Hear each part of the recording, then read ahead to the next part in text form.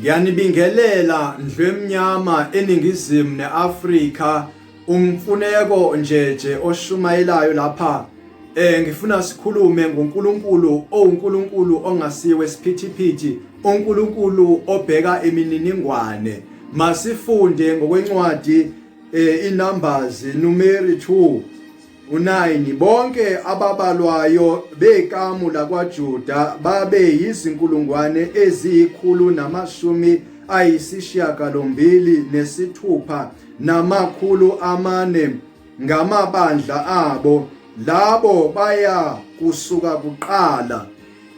Lokhu kusho ukuthi uNkulunkulu obengathanda ukuthi abantu bakhe bahambe nje beyisixuku, kepha befuna bahambe bebaliwe, bahambe ngohlelo lakhe ngokwezindlu zabo zakwaJuda eziyishumi-2.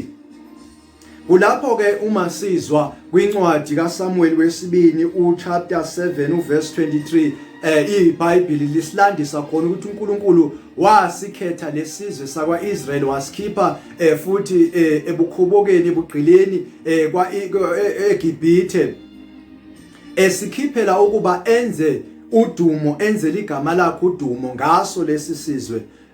Uma kulotshwa kwakulotshwa ngesizwe, kepha kwakulotshwa ngoNkulunkulu, ngoba bonke laba uma sifunda akulotshwe ngabo kubhalwe lapha phansi bafa bonke. Kepha manje sekusela umlando ongabo owumlando kaNkulunkulu, ngokuba masifunda ngesizwe sakwaIsrayeli sifunda ngoNkulunkulu kuba uNkulunkulu onjani, sifunda ngoNkulunkulu wesizwe sakwaIsrayeli. uNkulunkulu ozenzele udumo lo akenzelanga isizwe, kepha uzenzele yena udumo ngesizwe.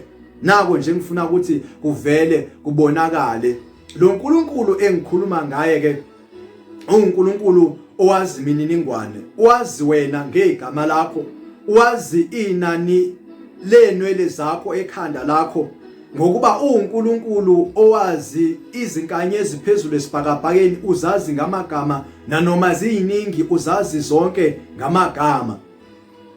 Uyabona lo nkulunkulu engikhuluma ngaye wazi ukuphuma kwakho nokungena kwakho, wazi ukulala nokuvuka kwakho, ukuphenduka kwakho uphenduka ebusuku. Ngani? Ngoba uNkulunkulu wesizwe sakwaIsrayeli ongozeli, ongalali, kepha ogade isizwe sakhe, abantu bakhe. Nawe umuntu kaNkulunkulu uyakwazi uNkulunkulu engikhuluma ngaye mina.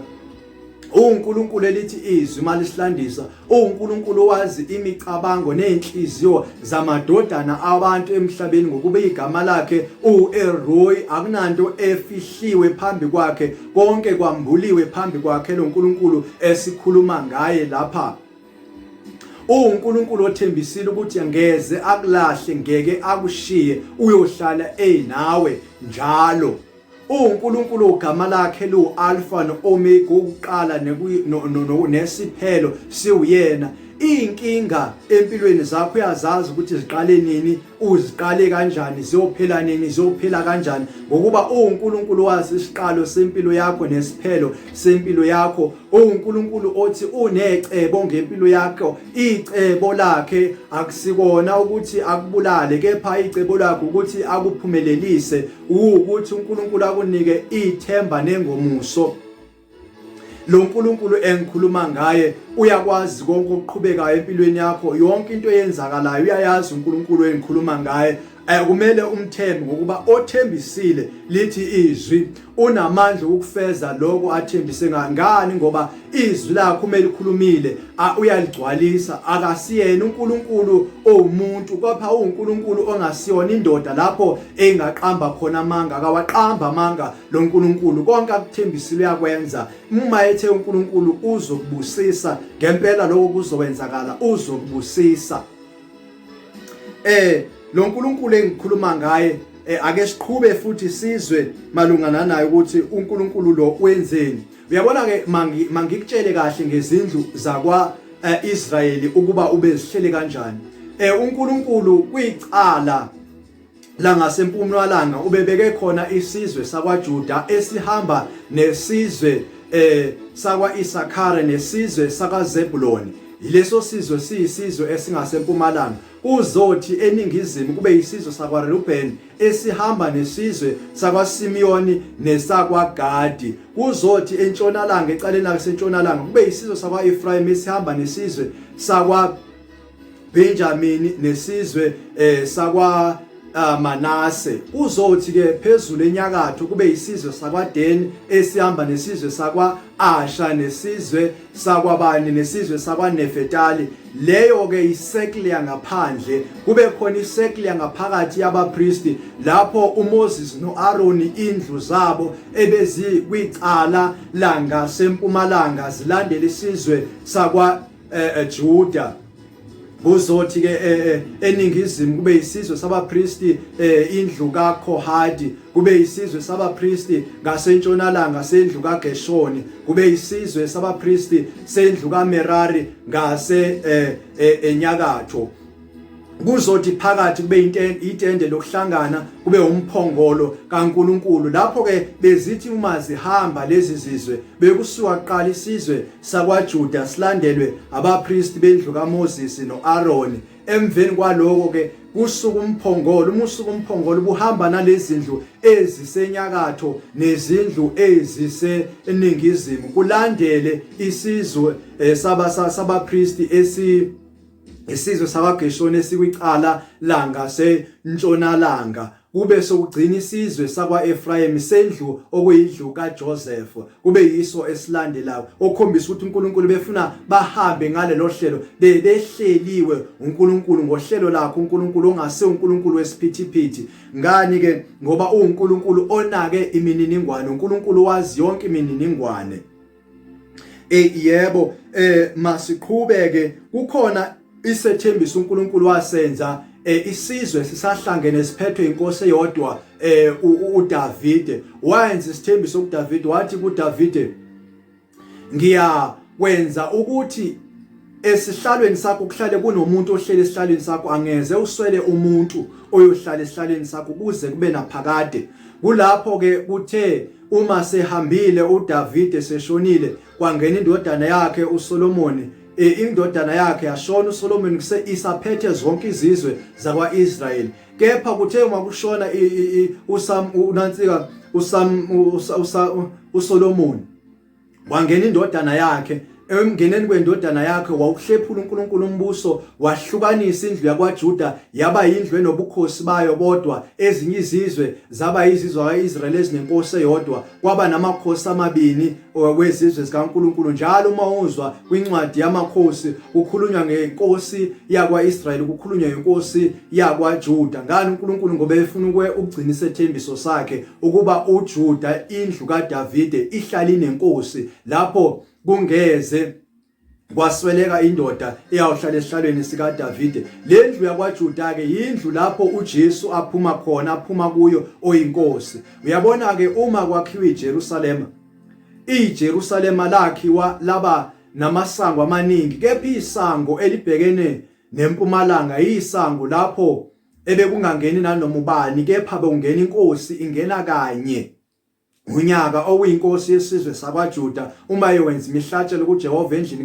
kaJehova bingena kanye ngonyaka. Yilapho ke ukukholwa khona amaJuda ukuthi uMesaya uma ebuya ezo emhlabeni ezelanda ibandla lakhe uyongena ngalelo sango.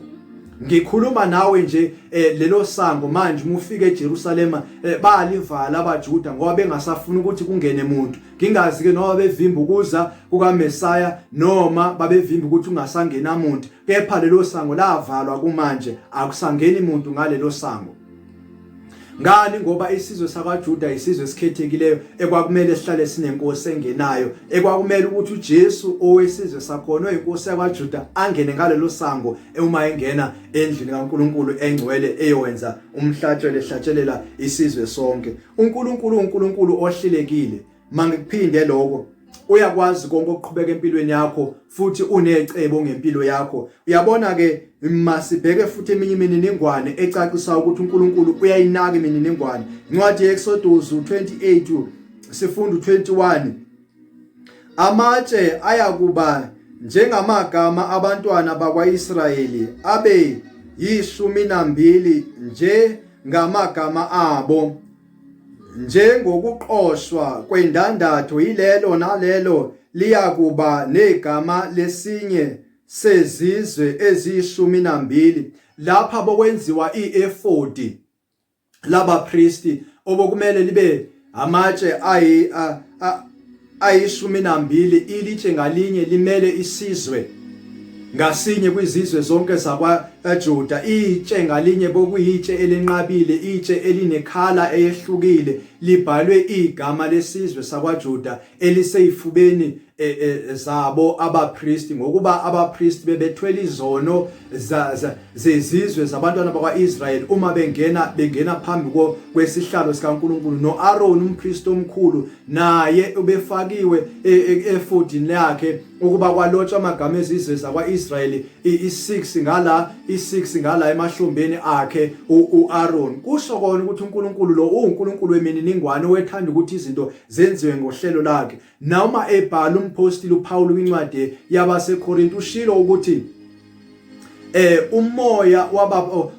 wabaprofeti uyabathobela abaprofeti, ngokuba uNkulunkulu akusiyo uNkulunkulu wesiphithiphithi, kepha uNkulunkulu wohlelo, ukuba izinto zenziwe ngohlelo, uzenza ngohlelo izinto zakhe. Ngakho-ke uNkulunkulu nala ukhombisa ukuthi uhlelekile uNkulunkulu wenza izinto ngokohlelo lakhe, njenganoma ekhuluma noMoses ngokwakhiwa kwethempili okanye ukwakhiwa kwethende lokuhlangana. Indlela okwakumele yenzeka ukuthi uyenza ngendlela owaboniswa ngayo entabeni ukuba ulakhe kanjani. Uhlelo kaNkulunkulu, uNkulunkulu unohlelo ayehlele ngalo ukusindisa abantu bakhe nokuthi aziwe ngalo. Njengamanje simazi uNkulunkulu, uNkulunkulu ongeqedwe, uNkulunkulu ongeqondwe, ngokuba uNkulunkulu ojulile ngokwemininingwane.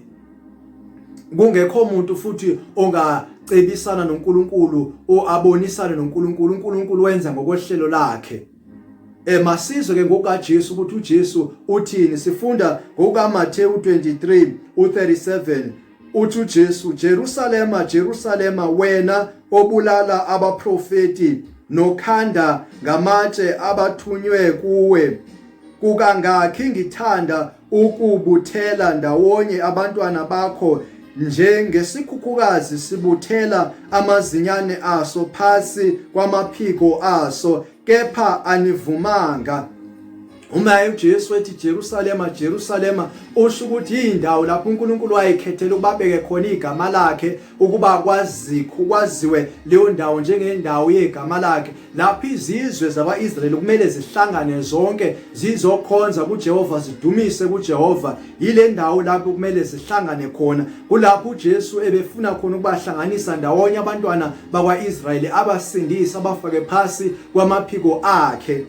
Kepha uthi kukaningi kwenza lokho, kepha bona into abayenzile abavumanga. Ukuthi abavumanga kusho ukuthi abakholwanga. Ukungakholwa isono esikhulu, icala elikhulu. Umuntu uma engakholwanga icala lelo, uma engakholwanga uNkulunkulu, engakholwanga umsebenzi kaNkulunkulu nohlelo kaNkulunkulu, engakholwanga indodana kaNkulunkulu ayilethe emhlabeni kuphela kwayo, encame ngawo konke ukuthi ngegazi lendodana yakhe ahlambulule izono zabantu emhlabeni, okuyigazi elinenani eliphakeme. Uma umuntu engakholwanga unecala elikhulu. Ngakho-ke wena kumele ukholwe kulo msebenzi ongaka wenziwa seCalvary, lo msebenzi ongaka wokusindiswa zonke izizwe zikaNkulunkulu nabantu bonke emhlabeni. uJesu azele emhlabeni akhathazekile ngawo ukuthi wayezele ukuzosindisa zonke izizwe zakwaJuda, kepha bakholwanga uye.